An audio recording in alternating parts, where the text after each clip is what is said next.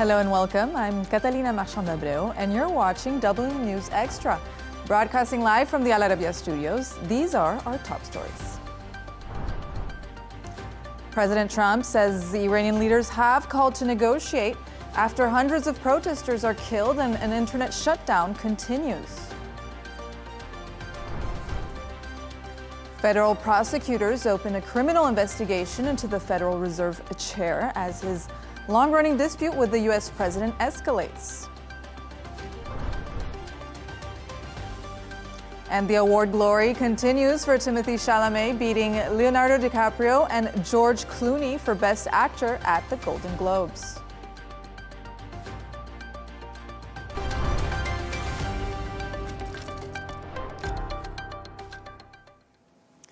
President Trump says the Iranian leaders have contacted the United States to negotiate, and he may consider military action as the ongoing unrest continues. The U.S.-based human rights activist news agency says it has verified the deaths of nearly 500 protesters since December.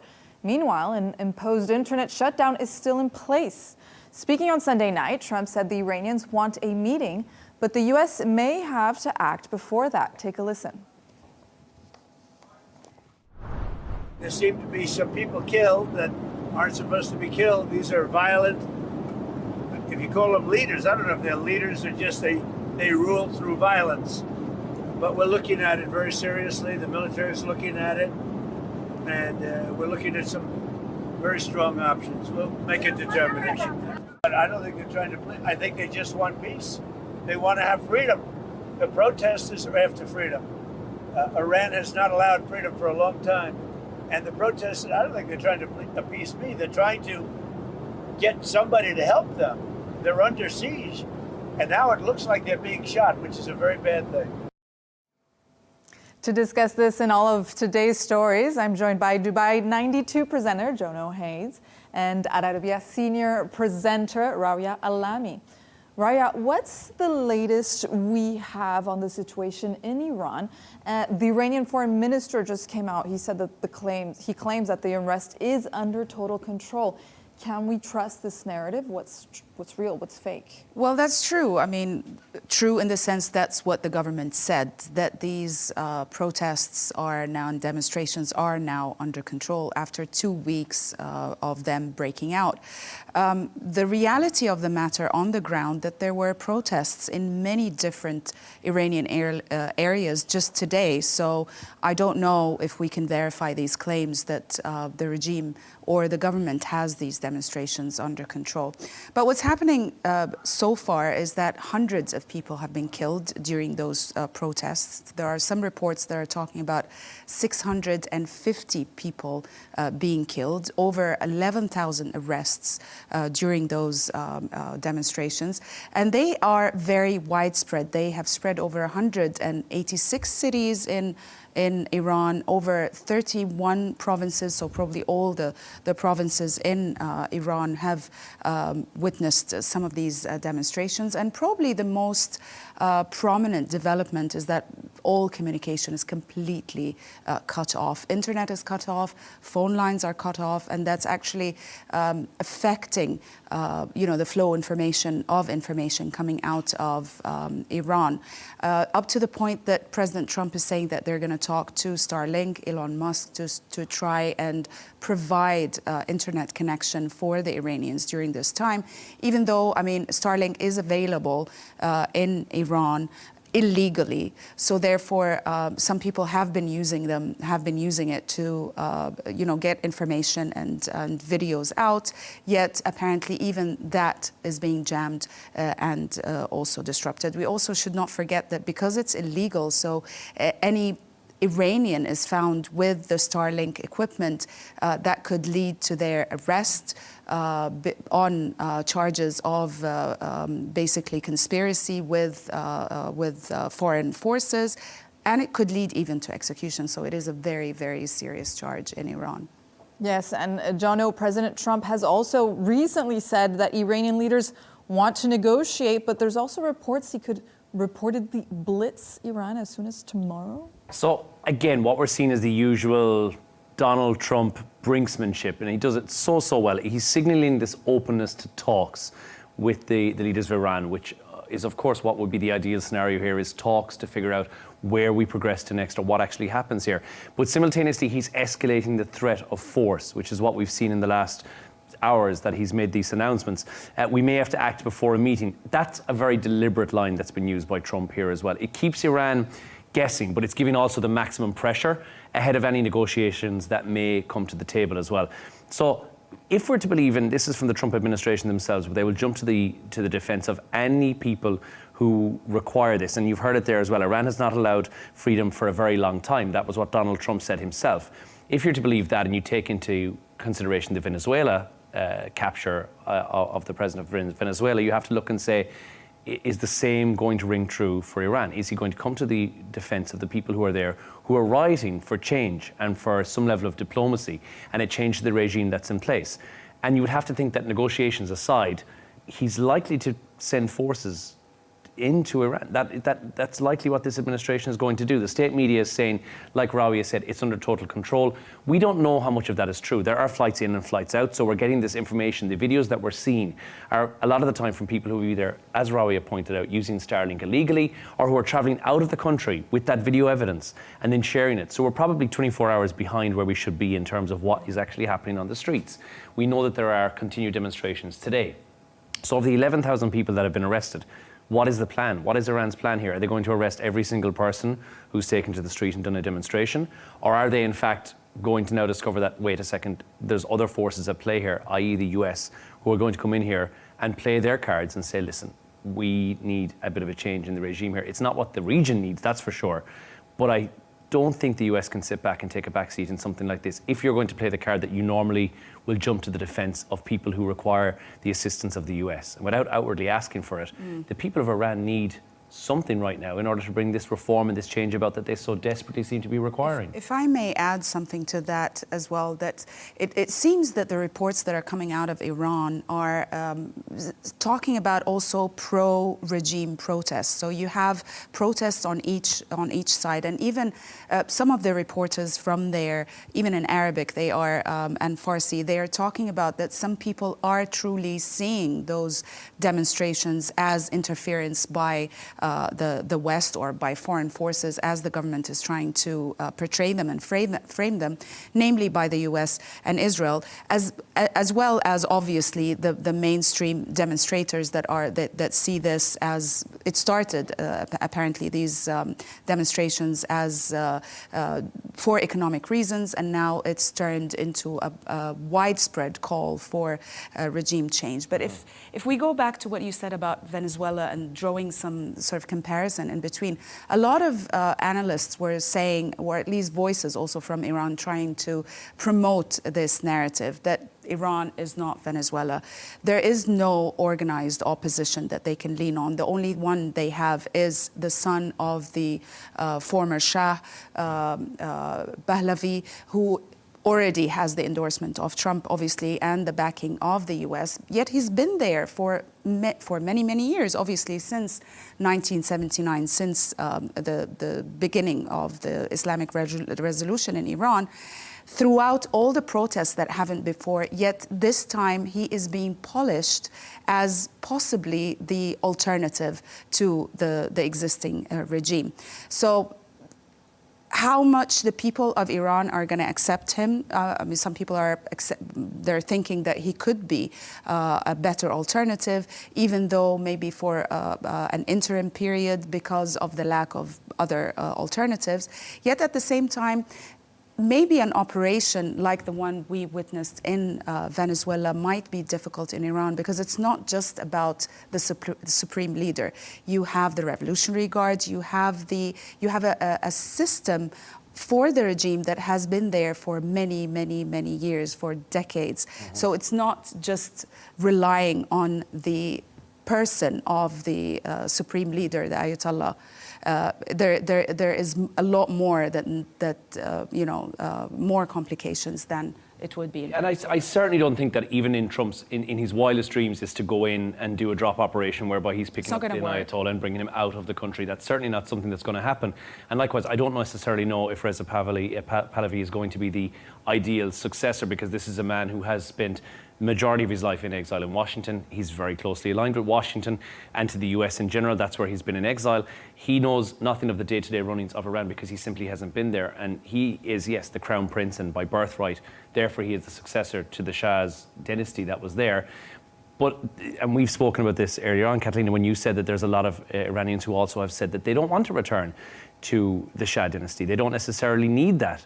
They may need some sort of a democracy in there as well. And like you said, Rawia, there is no clear alternative right now. But Donald Trump himself did say that if any protester had been harmed or killed, and there was any evidence of that, that he would use force on Iran. We've now seen that there's evidence of that. We're hearing this from the humanitarian organizations. So I think he will have to act, or at least do something aside from just these negotiations, which are on the way. Exactly, and here we have another perspective, because there's been a lot of reaction all around the world, as we've been seeing, social media, politicians alike.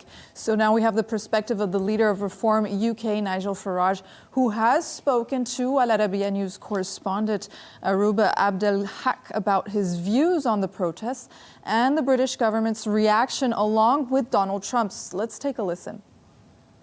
I have been opposed to this theocratic regime for 40 years. I was appalled in 2015 when the West basically appeased them with the JCPOA deal. All that it's done is to prolong the misery of the wonderful Persian people. I've been consistent on this all the way through. Reza Pahlavi is a good friend of mine, you know, and he's part of the solution, perhaps, to where we're going with this.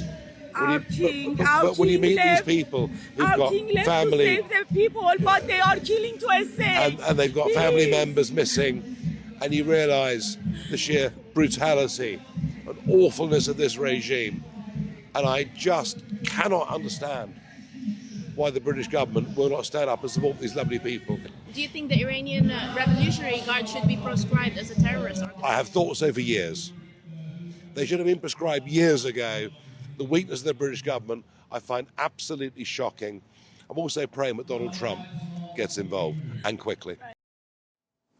So, Rawia, what's been the reaction all over the world? We've seen so many reactions on social media. We've seen protesters for, against. Is there an overall consensus? What are we seeing? Well, there have been demonstrations all over the world in solidarity. Their anti-Iranian regime demonstrations in different countries. We've seen in different cities. We've seen in Los Angeles, in Paris, in London, also Berlin, Istanbul, in Canada, Toronto. They're all sort of, you know, in solidarity with the protesters in the streets of Iran. Yet also there have been some also demonstrations, pro-regime demonstrations. But I think that the general mood is with those protesters who are calling for a regime change, who are calling for the betterment of the economic situation in Tehran. We have to remember that, again, these demonstrations started for economic reason. The local currency really devaluated, and it was in terrible shape. The economic situation in Iran is quite terrible, and therefore there is a lot of empathy with those protesters globally. And I do think it's the straw that's breaking the camel's back in terms of this, because there's been a lot going on in Iran for Iranian people for a very long time, who they felt that the country that they saw as, and we discussed this before the show, the Paris of the Middle East. It was so cosmopolitan, it was so forward-thinking, women in education, it was a high priority when the Shah was in power there, that you just look now and see a totally different regime in place, and there's this want or this willingness for a change. And yes, it may have been the economic instability that caused this to kick off again, but there are the repercussions and the backlash of what is going on in Iran on a day-to-day basis for people who are living there. And we haven't seen an internet outage for a war zone in living history that I can recall anyway. There continued to be internet in Gaza throughout the turmoil that was happening there. a complete shut-off from people to get any communication with the outside world. There are people who are friends of mine who have got family who are there day to day, just unable to contact anyone who's in Iran at the moment. This is not the first time, by the way. I mean, during past uprisings or demonstrations, the regime has resorted to cut off all communication. So you now have to wonder, why do people want to change? Maybe they just are done with that being the regime that they live on a day-to-day basis.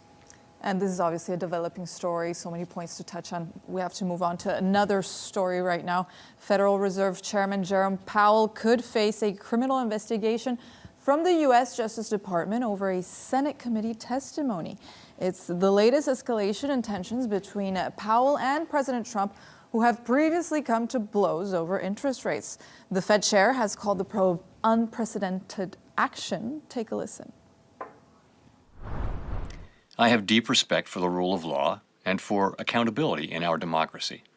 No one, certainly not the chair of the Federal Reserve, is above the law. But this unprecedented action should be seen in the broader context of the administration's threats and ongoing pressure. I have served at the Federal Reserve under 4 administrations, Republicans and Democrats alike. In every case, I have carried out my duties without political fear or favor, focused solely on our mandate of price stability and maximum employment. Public service sometimes requires standing firm in the face of threats. I will continue to do the job the Senate confirmed me to do, with integrity and a commitment to serving the American people. Jono, so we knew that Trump and Powell didn't see eye to eye. They didn't always have the best relationship. But did we see this coming? Is it unprecedented action, as Powell says? Not to this extent. We didn't see it coming. We haven't seen this before as well. Look, there's been never a criminal probe into a sitting Fed chair. It's totally unprecedented. And Trump has criticized Powell for years. He put him in that seat in 2017. Let's just remember that for a second. But moving into legal territory, that is a major escalation. But that is a classic Trump move, isn't it? It sends shockwaves through the markets as well, which you've seen a direct result for that. And not the best time of the year to do it, your first 2 weeks of January, which normally will set the tone for the remainder of the year. And they normally say in terms of stock market, if January finishes solid and good, you're likely to be in 80% of the time since 1981. There's been a solid year in terms of the stock market. So all the indicators are that, yes, this has knocked it on a little bit, but the US is still heading in the right direction. What we have seen before is something that's very akin for this administration, is to, within the government itself, coming to blows and then Trump having some backlash with somebody. So unprecedented in terms of a sitting chair in the Fed. Yes. Unexpected? Absolutely not. I think with Trump, anything is fair game. And what we've seen here as well is we have to remember that Powell has refused to cut the rates under political pressure, and he says he would like data, which of course is a logical, sensible thing to do. What Donald Trump has said is that if you look at all the indicators, which to be fair, the bigger picture here is that inflation is cooling, economic growth is slowing down, which means that consumer and spending and investment in business, they're losing momentum. So that is a classic sign that the Fed will normally cut the interest rates. So I think Trump has probably preempted a cut in the interest rate and said, wouldn't it be great if I'm the person who instigates that and says, American public, look at me, I've just lowered interest rates. Is that not amazing? I've lowered the the debt. I've lowered the debt for the country. Haven't I done fantastic? And I'm only been here 1 year. And I think it would be a nice 20th of January thing for him to say, 1 year in power, I've reduced interest rates. Powell said no. I'm waiting for the data, wait for that to come through. And that's why they've come to blows about this. So taking him to court for something like that is a very Trump thing to do, but I can 100% see why this would happen under this administration, unsurprisingly. And Rawia, what's been the reaction to all of this? There's obviously bipartisan reaction, lots of discussion going on here. Does the U.S. actually have to lower interest rates? Well, a lot of reactions. I'll break them down in a minute, but it's true, Jono. It is utterly unprecedented because it is apparently the most open, multi-front fight that any U.S. president has launched against a central bank. So everybody is looking at it as unprecedented. You have the Republicans, they're pro-probe, basically, and they see this and frame it as a valid accountability and oversight issue. and they say that definitely Powell should answer to questions about headquarter renovations that were too expensive for the Federal Reserves. Now, the Democrats, on the other hand, obviously, they're seeing the Department of Justice probe as politically motivated, as weaponization, and it comes at a time that it would really threaten the independence of the Federal Reserves. They're saying that the real reason behind it obviously is because Jerome Powell is refusing to lower interest rates, and it's not about renovation or anything else. But you have also bipartisan concerns. Both parties, or voices from both parties, are concerned about many things. First of all, that it is potentially truly undermines the Federal Reserve independence, and also it could lead to a backlash, institutional backlash, if the Senate, and as we said, one of the senators from North Carolina, Tom Tillis, he said that he will block the Federal Reserve nominations in the Senate until the probe is finished. And he's saying that he's doing that to protect the Federal Reserves from politicization and defend the institution's independence. So it's not going to end here. It could have repercussions, further more. Now, the reason, obviously, we know that apparently the real reason behind it is it's a row over interest rates.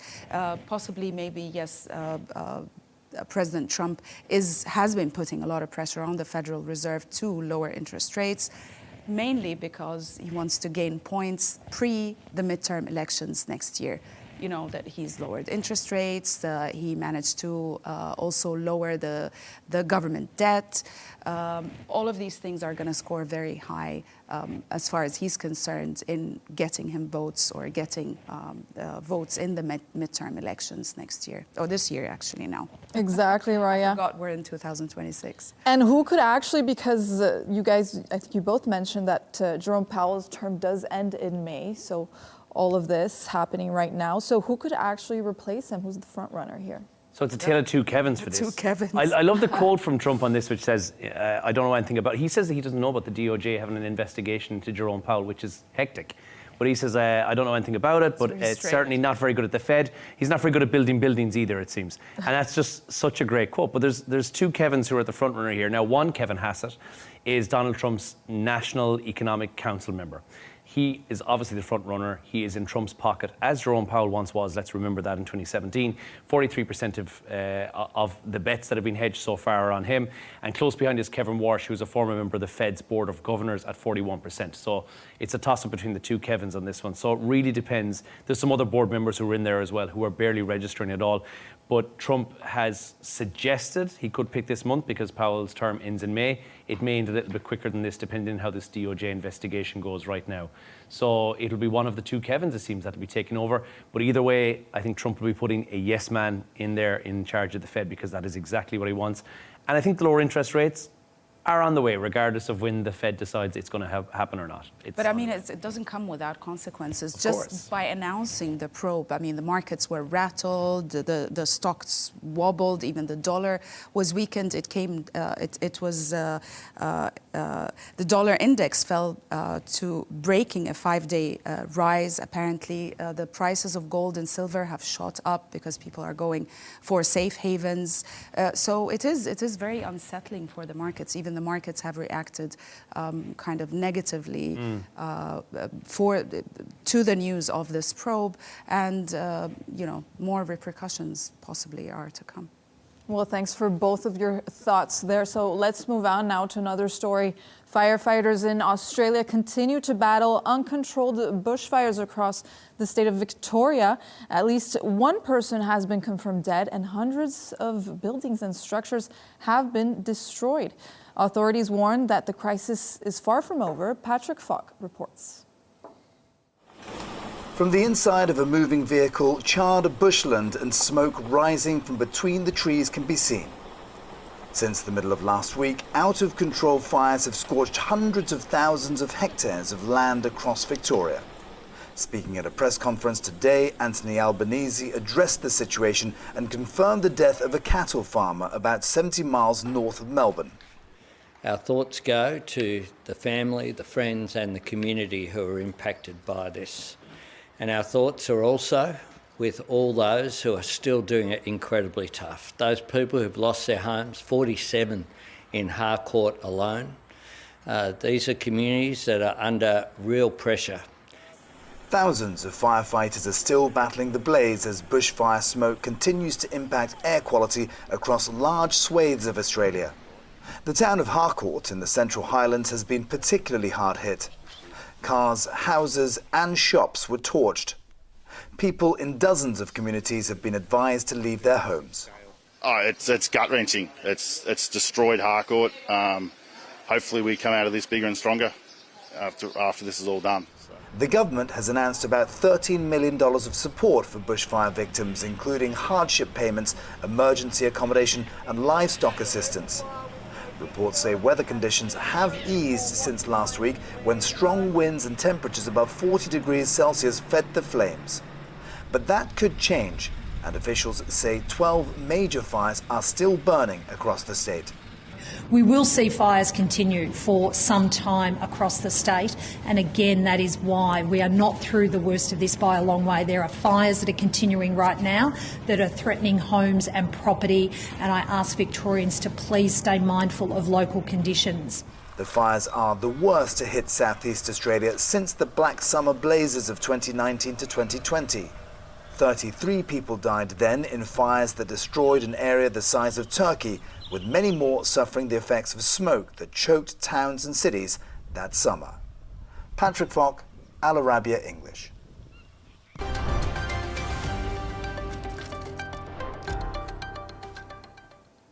Now on to the Golden Globes that took place in Los Angeles last night, kicking off Hollywood's 2026 awards season.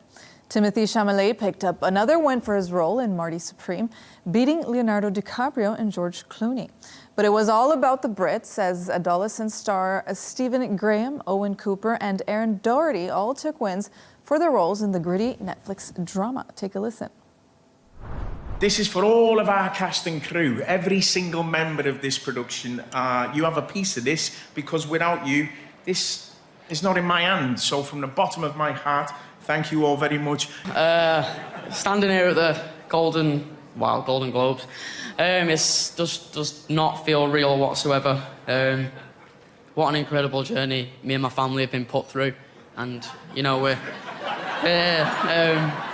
we are forever grateful for what these people have done for me and my family. But Stephen Graham, Hannah Walters, Jack Thorne, Phil Barantini and Owen Cooper, each of you lives in every breath of that scene, and it wouldn't be what it is without you.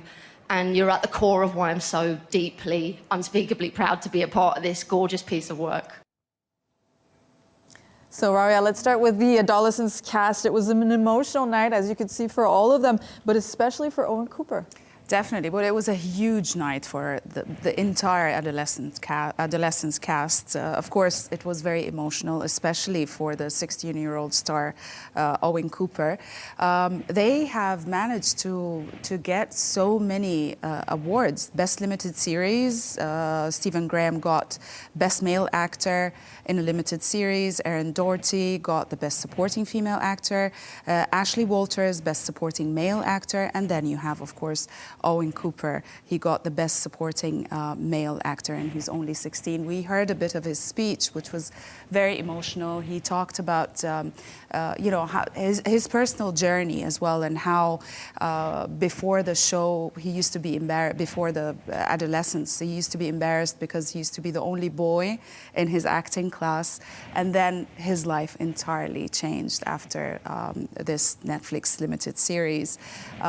With all the awards, he is a star now with awards and nominations that stars that are double and triple his age have never gotten.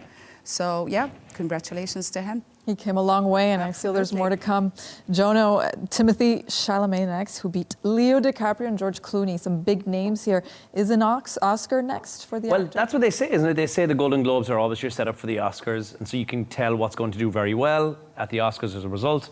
Adolescence won't be part of that because it's obviously a series, so it won't be. And I haven't actually seen Adolescence either. You haven't? No, everyone keeps talking. Everyone says it's in one shot. That's what everyone says. It's one shot. I'm so jealous you haven't watched it yet. It's really good. Anyway, I haven't watched that, but what I have watched is some of the work that Timothée Chalamet has, and I've struggled with his name so many times. He's done so well, but he's now firmly in the running for the Oscars because it is a bit of a precursor. Not that the Golden Globes are not very impressive on their own. People seem to try to play them down a bit towards the Oscars. This is still a very prestigious accolade. And to beat out the likes of Leonardo DiCaprio and legend George Clooney, who's there as well. But the big winner of the night really is Leonardo DiCaprio from the terms of the memeability of Leonardo's face throughout the entire night. And that's what's making the headlines. So yes, Timothy's taken the gong. Unfortunately, Leonardo DiCaprio's taken the headlines. Now, we've got to look as well, and I love reading the body language of people at these award shows. There's two things I enjoy. The red carpet, when you see people walking in for the awkwardness, and then the body language that people try and... You're not the only one. I think everyone enjoys. I don't care about the awards. I want to see the rest of the drama. Kylie Jenner didn't show up on the red carpet with Timothée Chalamet, which is apparently calculated. I don't know what goes on behind closed doors, but there's a lip reader who's been having a look at the conversation that they've been having, and according to one professional lip reader, Nicola Hickling, so this is her fault, this is not my words, she said, Chalamet turned around to Kylie Jenner and said, "You must hate me," to which she said, "Yes," and then said, "You're annoying, not here." So I don't know what beef was going on or what drama was happening there, but it does seem that a lot of people picked up on something that was a little bit off about that whole dynamic. But to be honest, if you've seen them in a public setting, something's a bit off with that dynamic in general 24/7. I don't know what it is. The host herself, I think, did a wonderful job back at the helm once again. Nikki Glasser was there, landed a couple of jokes that I think probably transpired better on screen than they did within the room. I think there was a lot of perplexed faces, a lot of raised eyebrows at some of the jokes that she did there as well. A couple of age jokes, which didn't go down so well with Leonardo DiCaprio, who seems to be the butt of all those jokes. But it was all in all a very memeable Golden Globe ceremony, and I think that's what people will take away from it. I wonder why there was a lot or a few articles in today's papers describing the ceremony as boring, unpredictable, that it was flat, it hit a flat line at some point after the awards, or at least, when the awards started, even though there was a lot of praise for the presenter. Yeah. Some good words towards him, but overall it was really described as boring and daunting and flat. I think it's tricky. You're dealing with A-listers here, and Nikki Glasser, she's hilarious, she's very funny, but I think a lot of the time they said, well, some of the jokes fell on a lot of tight faces, and I think, well, it's Hollywood, it's probably just Botox, don't worry about it too much. I don't necessarily know if they didn't get the jokes, they just may not have landed with that crowd, but certainly there was a lot of Hollywood bubble humour that was in there as well, celebrity dating references, and stuff that I think for a lot of people in the room might have been too close to the bone. That's what it's all about, isn't it? That's what you enjoy that. You enjoy that kind of when Ricky Gervais. I mean, all the juice that comes out of such ceremonies. Do you remember the time with Will Smith? Who can forget? Oh, yeah, exactly. All the scandals. Nothing half as dramatic as that. But there has to be some stuff in there that makes them feel uncomfortable. That's the one chance you get to see celebrities squirm in their chair, and I think she did a good job of doing that. In certain parts, I think it was a good ceremony. I've yet to watch the entirety, but I've got enough memes to keep me going for. And trust me, Leonardo DiCaprio has got about 15 memes that are going to be doing the rounds for the next couple of weeks. And poor Leo, maybe it wasn't just all jokes and memes for Leo DiCaprio. He did win one battle after another as Best Picture. Tell us a bit about that, Jono. That I didn't know that he'd won that Oscar, that gong, by the way, and I haven't seen that movie. But he was, as far as I'm aware, that was the only thing that he won at this as well. Is he set up for an Oscar win at this stage? I'm not entirely sure. But again, the precursor from this point of view would be have a look at the movies. This gives you a must-watch list going forward. So you'll see the movies, you'll see the things that have done very, very well. And even if music is your jam and you're thinking, okay, I might watch K-pop Demon Hunters on the basis that won now, it does give you an idea for what you should be going to watch in the cinemas or watch in the comfort of your own home in advance of the Oscars, so you can get an idea for what might be making it on to the final list before they announce those later this year in March. Exactly, and perhaps unsurprisingly, politics was mentioned a few times at the event. Mark Ruffalo had this to say on the red carpet. Take a listen. The world's completely lost its mind. I mean, I don't know what's happening in the United States. I'm so sad. I can't pretend like this is an insane. We have stormtroopers on the streets of America terrorizing people, not making people any safer. They're terrorizing people. They're killing innocent people. The rents are still high. There's no food. Food's expensive. People can't feed their kids. They can't send them to school. They can't get sick or they're going to end up dead because they can't afford health care. Something's really wrong here, and I don't know what the answer is, but the world's not better with this guy, this madman in office. Rawia, these award ceremonies can always get a bit divisive. There's always political statements being made. As you see, Mark Ruffalo in particular, he got very candid politically, especially about ICE. So tell us a bit more about that. Is there any separation between Mark Golden Globes arts? Well, I mean, it is quite, in general, it is quite risky for such celebrities to delve into politics, especially if it goes against the mainstream or, you know, what the powers want. In this case, he talked about ICE. Mark Ruffalo is known to be very outspoken about different political issues, not just at home in the United States, but across the world. He was very outspoken about Palestine at some point during the war in Gaza. So it is very expected that he would comment on what's happening in the United States, especially after the ICE killings, the one in Minneapolis, the shooting in other areas as well.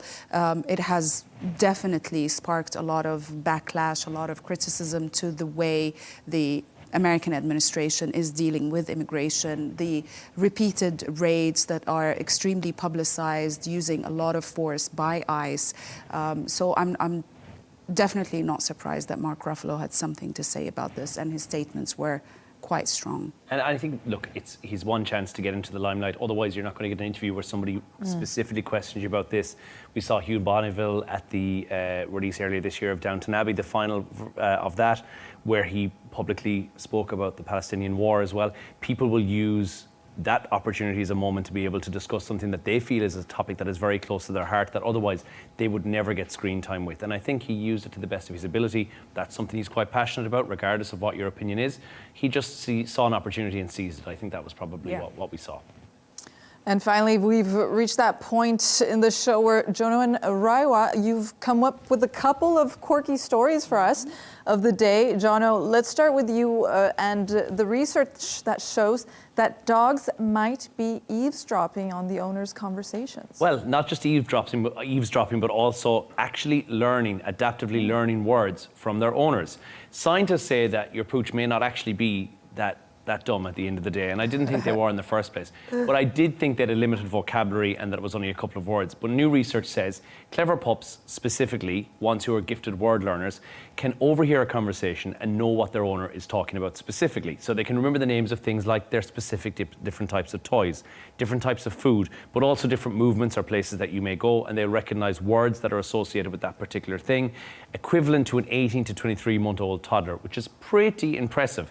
They don't have any idea of how many hundreds of words dogs can understand, but they now know that the chances are your dog is never ignoring you, and that that doesn't understand you. It's just simply not paying attention and doesn't really want to engage with you. So much like a cat. I'm disappointed. Cats, I know. Selective hearing. Selective hearing. But I do know, from my point of view, I've got one dog and I think she's quite smart, and then I've got another dog who I think just kind of goes along with whatever's happening for the first dog, and I don't know if she's deaf or if she just chooses not to pay attention. But the research indicates that if she's about the 23-month-old toddler, that's a 2-year-old, that can figure out quite a few words. But I do know that if I mention things like treats or walkies or car or anything like that, or chicken, it gets a reaction instantly. So I'm pretty sure the dog knows exactly what you're saying all of the time. How about beef? No, not a big fan, weirdly. They like chicken more. Yeah, she's a bit of a fan of chicken.